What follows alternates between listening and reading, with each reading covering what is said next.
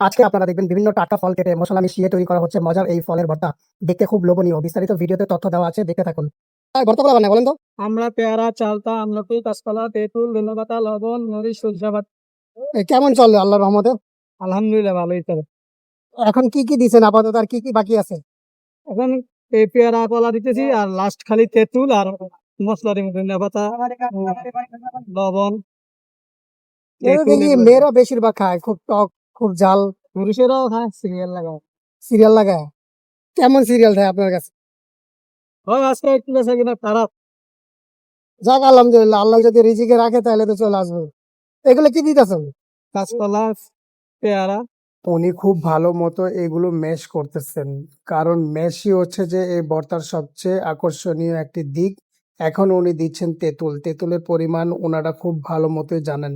সবকিছু মিলিয়ে খুব ভালো মতো ওনারা ম্যাশ করে থাকেন। করতেছেন? ধন্যবাদ।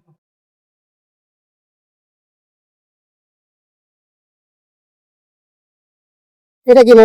লবণ। লবণ? আর এটা কি দিতেছেন? চিনি? চামচ আমি দেখতেছি, দিতে আমি দিলাম দিতে। মামা কি দিতেছেন এটা? সরিষা বাটা, কেউ বলে কাসুন্দি। এটাই তো মেন, হ্যাঁ? আর এই যে যেটা করতেছেন ওইটার মধ্যে হচ্ছে যে মানে কয়টা বক্স আপনার আনুমানিক?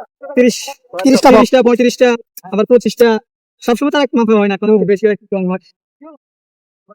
ধন্যবাদ মামা, আপনার ব্যবসা সফল হোক, আল্লাহ তাআলা যেন বরকতময় করে দেয়।